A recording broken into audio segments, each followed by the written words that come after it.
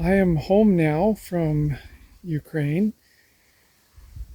I can't tell you even 1% of all that happened over there, but this video is to give you a quick reporting on how I spent the money donated for this trip. We raised just under $2,000 for this trip. We obviously spent a lot more than $2,000, but that came out of um, my own pocket, so I don't have to report on that. So um, let me give you a brief summary of some of the service that we did, the humanitarian aid that we delivered, and then I want to talk about the current needs in Ukraine. I'll put on the screen a quick breakdown of how we spent that $2,000. And here's a quick summary of our service in Ukraine. We bought and delivered 28 computers for school children. We also delivered medical supplies and bought and delivered school supplies and toys and food. I also helped some Ukrainians with housing assistance and delivered some children's shoes and clothing. And I also helped deliver 2 trucks for the Ukrainian military. Now, before I go over the current volunteer efforts of my fellow volunteers and the current needs in Ukraine, let me show you some more of our service. Okay, just a quick video here. We're somewhere in Ukraine there. There's our, if I can point it towards it, there's our van there. And in that van is 25 computers right now. So I have a monitor here, if I can point it there. And then I'm here with Boyd from Michigan. This is his 14th trip to Ukraine here, and he's meeting with the deputy mayor here of this town here, and we're bringing this computer.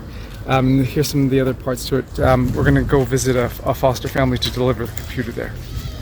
Just really quickly on Boyd Bylick, he's a cattle farmer from Michigan, and you can trust your donations with him and your life with him. He and I drove all the way to Kyiv and back. This was my second trip working with him, and he founded the nonprofit organization OneBox. Just after I was with him, he came under artillery fire, so he's risking his life to help the people of Ukraine. Here is the family that we brought that computer to. They are taking care of 17 orphans, including one girl who is deaf. We also delivered to them children's clothes, shoes, and toys. Thanks to our Polish friends, we were able to deliver medical supplies. Here are some water purification kits needed on the front lines, and here are some boxes of painkillers. Here are some sets of crutches, mostly crutches for children. Here we are crossing the border into Ukraine. That's the van in the background there, and we're with 2 Polish volunteers and a Japanese volunteer. Just a quick story. The Polish volunteers didn't speak much English, and Boyd didn't speak Polish, but the Japanese volunteer spoke Polish and Japanese, and I speak Japanese and English, so she would interpret from Polish to Japanese, and then I would interpret from Japanese to English for Boyd, and then vice versa. Here we are delivering 20 computers at a school for the deaf. We delivered other computers to a village that was previously occupied and a refugee center, as well as school supplies, food, and art supplies for children. Boyd and I then returned to Poland, where I met up with a Polish volunteer and picked up more medical supplies and a truck that we delivered to the Ukrainian military. We brought these supplies right here. This top layer here is medical supplies here in these boxes, and then the bottom layer here is food. And here are 4 more laptops that I brought to give to school children. After returning to Poland to pick up more supplies, I was able to make one more trip into Ukraine to deliver some toys and art supplies and children's shoes and clothes. But before I went there, I stopped by a refugee center in Poland and dropped off a little bit of groceries and school supplies. Let me talk about the shifting needs in Ukraine. 2 years ago, when I went with my 2 oldest kids, we did so much service. And I remember one night in particular, one of the other American volunteers, Marcy from Arizona, she texted me and asked if we could come. I think it was either 1 a.m. or 2 a.m. to drive a van load of children who had just arrived from Ukraine at a hotel there in Krakow to a refugee center where they would be accommodated. When we arrived, it was either 1 or 2 in the morning. She was very apologetic, but that plans had changed and they no longer needed our van, that they were able to take them by bus. I mentioned to her, she was very gracious about it and very apologetic, but I mentioned to her, this is a war and it's very chaotic and she doesn't need to apologize, and we were there to serve and we needed to be patient and flexible as the situation changes. Anyway, the reason why I mentioned that anecdote is because more than 2 years now into this war, I see the needs on the ground changing. 2 years ago and last year when we went, there were millions of refugees all over the place. 11 million displaced persons, whether displaced in other countries or displaced internally. Now, for example, in the city of Krakow, 2 years ago, we volunteered at 8 different refugee centers in that city. Now, I think there are, of those 8 that we helped at, I think 2 still open. And one of those is charging rent now. So the needs are shifting. Basically, most people who have been displaced, for the most part, they have found some place to be for now. Rather, where I feel we need to focus our efforts is closer to the front lines as far as delivering humanitarian aid. Don't drive to Western Ukraine like the city of Lviv and drop off water and feel that you've accomplished something. The needs are much more dire towards the front lines. And frankly, more than humanitarian aid, what Ukraine needs is military aid. I'm going to talk about four current efforts, 4 needs. One of them is humanitarian aid. I'll let my Polish friend Lucas explain that in some video clips from him.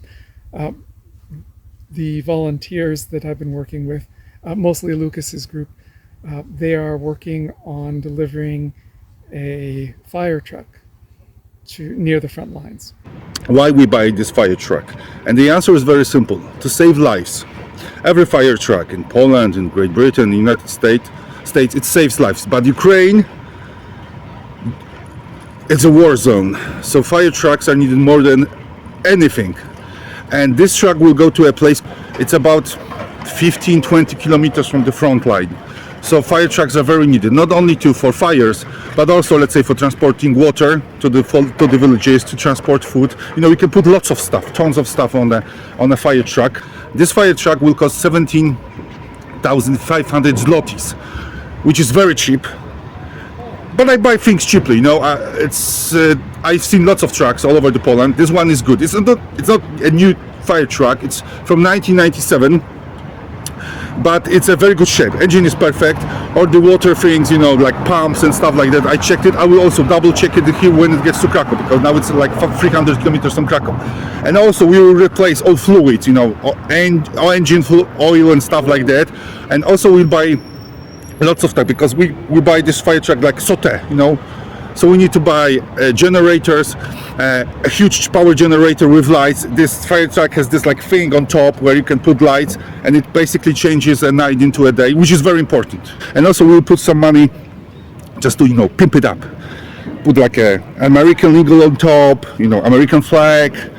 The basic idea is that because of you guys, we can save lives. And it's not a poem, it's not metaphorical or something.